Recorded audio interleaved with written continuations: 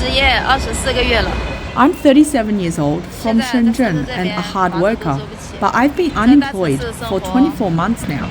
I can no longer afford to rent a place, and living in a big city is incredibly stressful.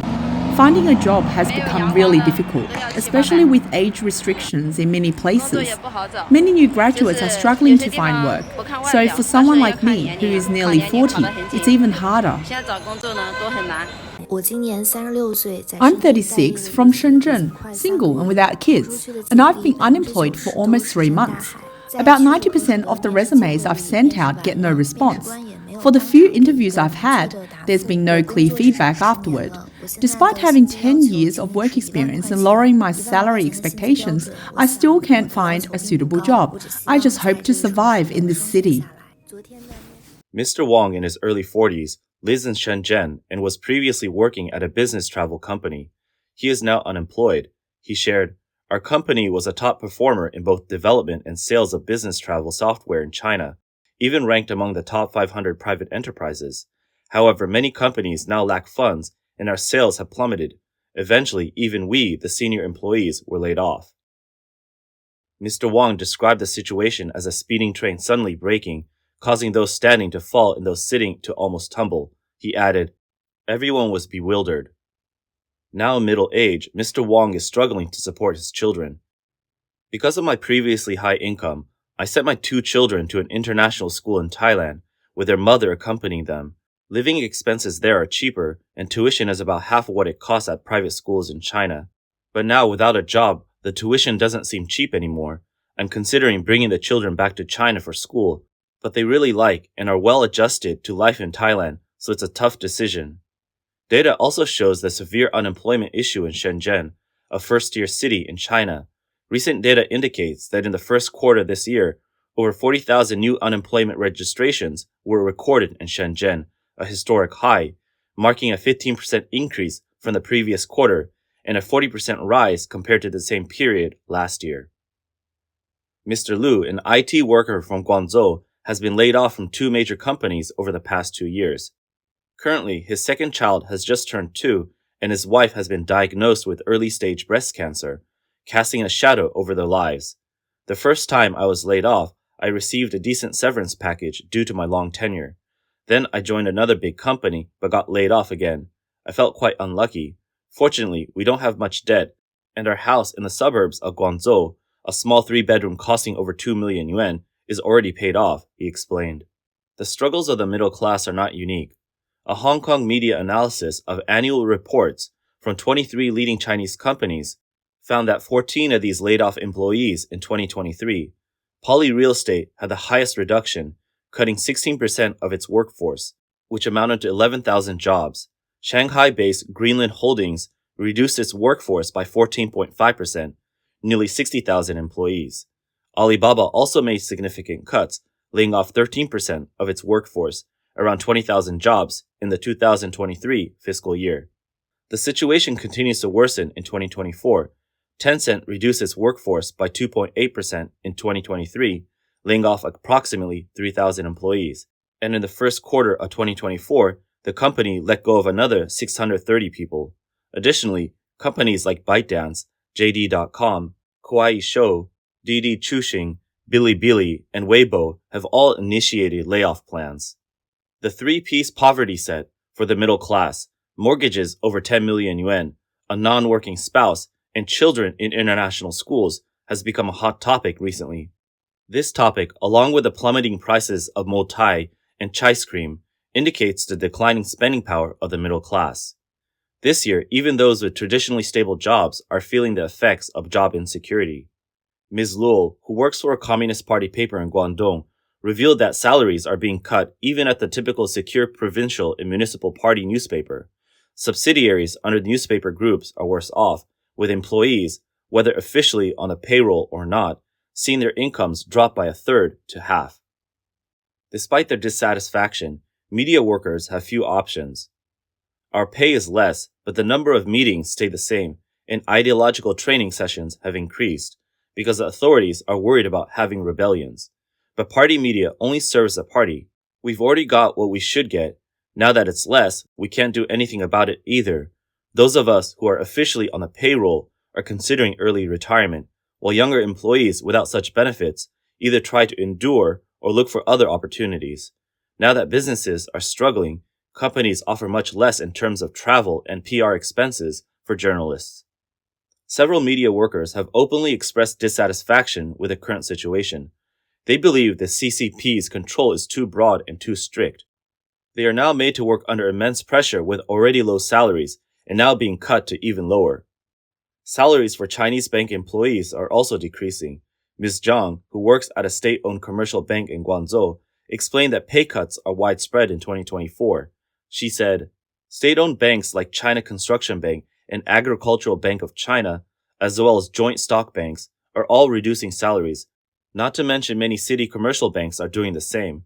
Salaries were already being cut last year, and this year it will probably be even more. The exact number being cut will be made clear by the end of the year, as it depends on annual performance, but I guess the reduction is around 20 to 30%. Ms. Zhang said, "There won't be any specific documents or written notices about the pay cuts, at least not at my level. They would always cut salaries without formal notice. We are the older employees in our early 50s, so we don't have much competitiveness left. We're just hanging on until retirement." Most leading enterprises in China's financial sector are state-owned. To cope with the economic downturn, banks, securities firms, and fund companies primarily reduce salaries and benefits. Data shows that in the first quarter of 2024, China International Capital Corporation, CICC, reduced its employee-related costs by 43% compared to the same period last year, with base salaries decreasing by up to 25%. Meanwhile, other leading security firms, such as CITIC Securities, CITIC Construction, and Guotai Junan Securities, have also reduced personnel costs. Civil servants are also living cautiously. The CCP authorities have demanded the central ministries and local party and government agencies get used to living frugally. Reports of pay cuts for civil servants in various places often make the news. According to information compiled by Chinese government media, by July 2024, all 31 provincial-level administrative regions in China had issued regulations on cutting down expenses for party and government agencies, focusing on budget cuts and reducing the three public expenses, which are official expenses on buying and using cars, overseas travel, and hosting meetings. This has effectively cut many hidden benefits. China's economic downturn persists, unemployment is rising, and more people are sharing government notices about returning unemployment benefits on social media. This raises concerns about whether the unemployment insurance fund is being exhausted. Registering as unemployed is crucial for receiving unemployment benefits. According to public data from the Shenzhen Human Resources and Social Securities Bureau, the number of people receiving unemployment benefits in 2023 reached 211,500. This is an increase of 35% compared to the previous year, highlighting the rising unemployment in this first-tier city. Mr. Li, who lives in Shenzhen, shared the story of how a friend of his negotiated a forced resignation with his company last year, collected unemployment benefits at home, and made some money on Chinese TikTok Douyin. He managed to get by. However, recent reports online suggest that the criteria for receiving unemployment benefits have become stricter. Some people have even been asked to return the benefits they have already received. A user on the social media platform, Xiaohongshu, No Overtime Auntie, pointed out that the Shenzhen Human Resources and Social Security website has been posting announcements about recovering unemployment insurance payments and changing unemployment insurance benefits, indicating that benefits received are not guaranteed. Once flagged by big data, they must be returned. Many users on Xiaohongshu, Weibo, and other platforms have shared their cases of being asked to return unemployment benefits, with the most among Shenzhen users. The Shenzhen Human Resources and Social Security Bureau website shows that since May last year, announcements about the revocation and recovery of unemployment benefit entitlements have been posted almost daily, with a few to dozens of people being listed each day. Most of the targets received benefits between 2020 and 2022. The most common reasons for recovery include paying social insurance through shell companies and having found new employment. The WeChat public account UNU Office posted the article, "Unemployment Benefits Are Getting Stricter." In the article, they noted that since last year, many Shenzhen residents have received Social Security messages asking them to return the unemployment benefits they have already received. This is likely due to the rapid depletion of the unemployment insurance fund. According to public data from the Shenzhen Human Resources and Social Security Bureau, in 2021, the number of people receiving unemployment benefits was 125,200. The unemployment insurance fund's income was at 3.5 billion yuan and expenditures at 4.8 billion yuan, leaving a year-end balance of 10.25 billion yuan. However, in the following year, the number of people receiving unemployment benefits increased to 156,600. The unemployment insurance fund's income rose to 4.2 billion yuan, but expenditures soared to 12.2 billion yuan, leaving a year-end balance of only 2.1 billion yuan. By 2023, the year-end balance of the fund was hidden, with the year's fund income and expenditure roughly balanced. Lin Haobo, a senior China economist at Pantheon Macroeconomics in London, emphasized that Shenzhen's annual income decreased for the second consecutive year in 2023. This not only reflects the city's declining economic vitality, but also indicates reduced government tax revenue.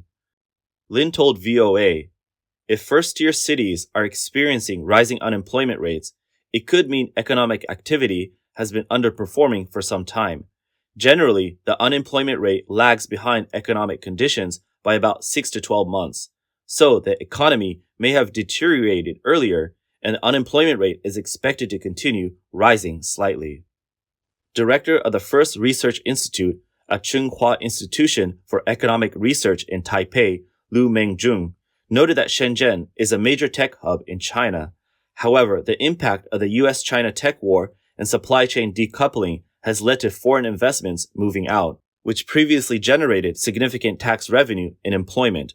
This has resulted in decreased tax revenue and increased unemployment, straining the city's unemployment insurance fund. Analysts point out that Shenzhen's unemployment insurance fund has been rapidly depleted, and the concealment of data naturally leads to suspicions about the government's demands for the repayment of unemployment benefits. What's more puzzling is that in 2022, with 156,600 people receiving unemployment benefits, the maximum payout should have been 4 billion yuan. However, expenditures reached 12.2 billion yuan, leaving 8.2 billion yuan unaccounted for. Lu analyzed that there is a degree of separation between unemployment registration and unemployment benefit applications. This means that a significant number of unregistered unemployed people might still be receiving benefits, as this hidden unemployment is not reflected in official data. A Chinese social media user shared their experience on social media. When I registered as unemployed in a Shenzhen community, they called and asked me the purpose of registration. If it was just to apply for unemployment benefits, they said I didn't need to register and offered to cancel it. A lot of comments suggested this was manipulating the data. Lu believes this user's case is highly credible, indicating potential inconsistencies or data adjustments in the unemployment registration system. This supports the notion that hidden unemployment and management issues could be causing abnormal unemployment insurance fund expenditures. Lu said, the CCP is very concerned with maintaining appearances. When external attention focuses on data that might embarrass the party, officials might intervene. After youth unemployment reached a record high of 21.3% last June, authorities announced they would no longer publish the data. When new statistics were released 6 months later, the youth unemployment rate had dropped to 14.9%, but it was still mocked as glorified data. Lu suggested that the other reasons for the significant reduction in the unemployment insurance fund could include risky investments that resulted in market losses, impacting the fund's balance. Also, the management and operational costs, including system maintenance and management fees, might be higher than anticipated and not be detailed in the expenditures. He emphasized that the absence of year-end fund balance disclosure for 2023 could suggest an effort to control sensitive information, raising doubts about how the funds are being used. Lu bluntly stated, Shenzhen is a highly indicative city. If even Shenzhen is struggling, the economic situation in second and third-tier cities might be even worse. Lin believes that the Shenzhen government recovering unemployment benefits is just a drop in the bucket. The key issue is that if the overall economic situation continues to deteriorate, more measures might be taken to extract money from the public. China's unemployment and pay cuts are already causing social tensions, leading to more extreme incidents. The news of government reclaiming unemployment benefits only suggests that maintaining social stability will become increasingly difficult, and the Chinese authorities do not seem to have a short-term solution. On July 18, the communiqué of the CCP's 20th Central Committee's third plenary session was released. In the statement, employment issues were mentioned only once, stating, "We need to improve the income distribution system and enhance employment-first policies." Executive President of the Guangdong Reform Research Society, Peng Peng, said in an interview with Singapore media that if the third plenary session does not focus on deep-level reforms, it may be difficult to reverse the economic situation, as this involves the country's direction for development and integration with the global market. Enterprises need to be prepared for difficult operations, and residents need to be prepared for hard times.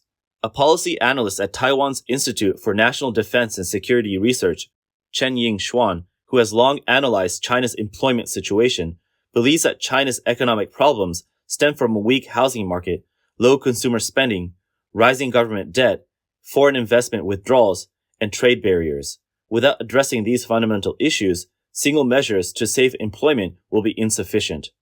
Chen analyzed the CCP is making significant efforts to save the housing market, including lowering mortgage rates and promoting purchase-based construction.